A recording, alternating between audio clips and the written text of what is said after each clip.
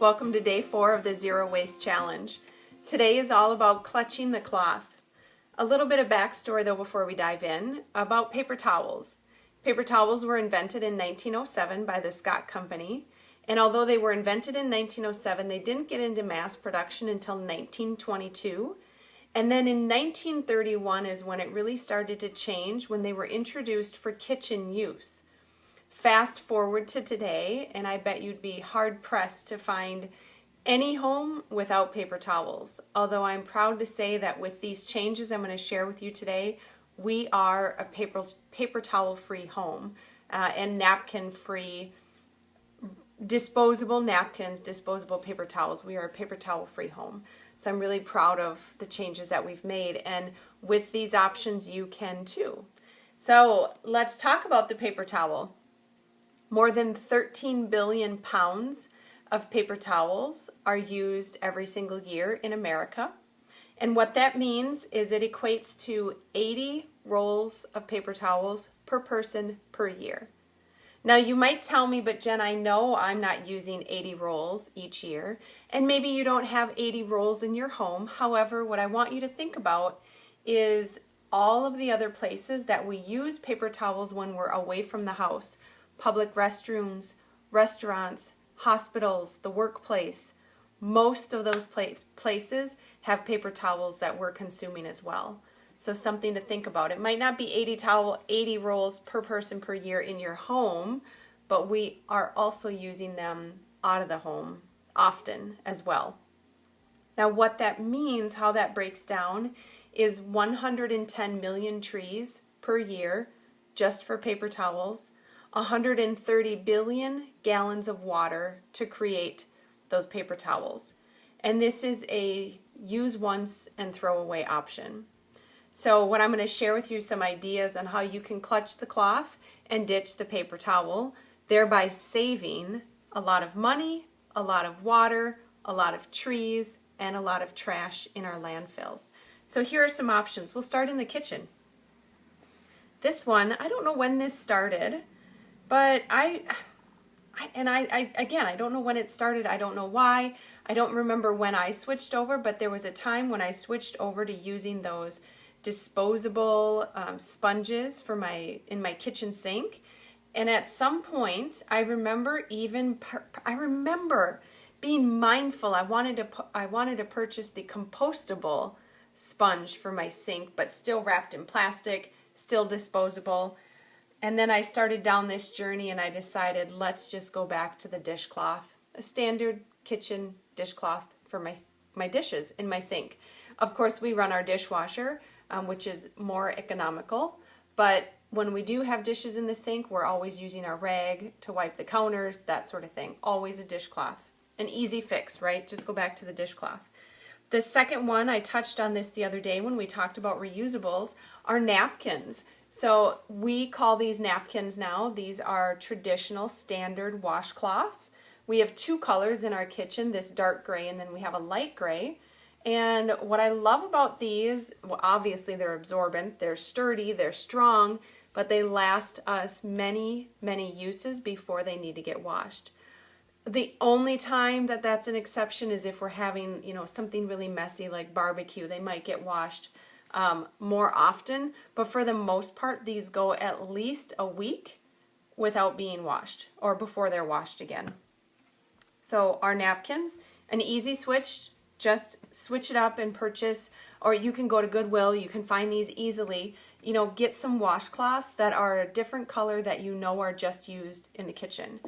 And then the other thing that we use in our kitchen, so my husband used to use paper towels to clean out the cast iron pan. We use our cast iron quite a bit to clean out all the grease and what have you.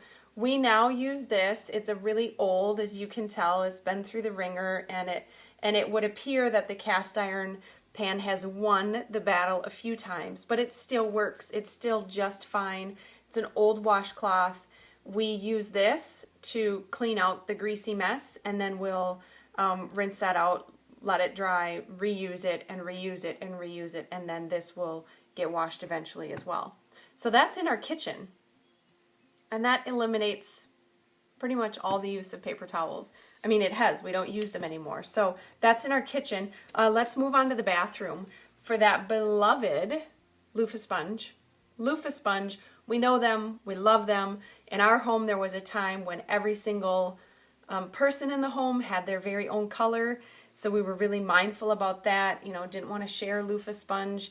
And then again, I start digging into this journey and realize just how bad they are and what they're made out of and how they will never go away. They will never break down. So I ditched the loofah sponge and I went back to good old washcloth.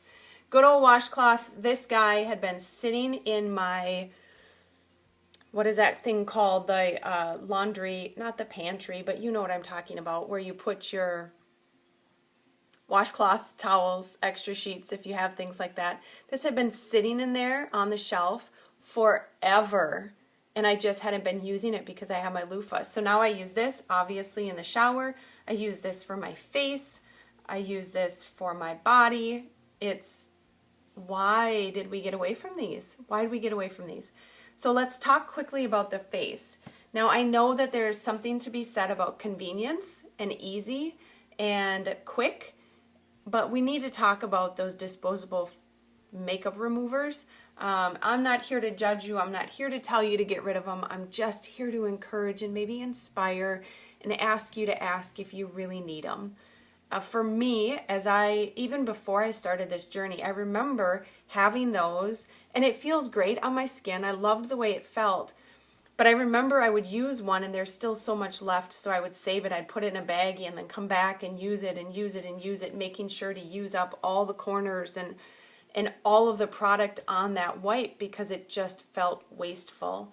And then fast forward and getting on this journey, and once those were gone, that was it for me. I just couldn't handle having that trash for my face. Similar to what I shared with you earlier in the week, my boogers don't care if I use a cut up sheet to blow my nose. My face doesn't care that I'm using a washcloth to wash it.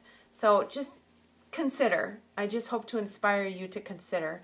And then here we do have the Kleenex, aka the cut up sheet. It's just an old cut up sheet. Again, my nose doesn't care. My boogers don't care. Just like a hanky, we'll turn it. We'll use all corners of it. And then, folks, this is it. People ask me, Jen, how can you justify the extra water? And I say a couple things. Number one, look at all the water that's being used to create a one and done product. Look at the water that's being used to create the disposables. Also, I'm not doing this one and done. This is being reused over and over and over again and again. I'm reusing these before they ever get washed. So it's not more water, it's less. It also saves me money, a lot of money. I don't have to buy those disposable products. I don't buy any of those disposable products anymore. So the money savings is here as well. So if not for the water, if not for the planet, let's look at your pocketbook and you'll save money by clutching the cloth. I'd love to hear from you. What are other ways you're already clutching the cloth? Share with me, let me know, and we'll be back tomorrow for day 5. I hope you have a beautiful day. Blessings.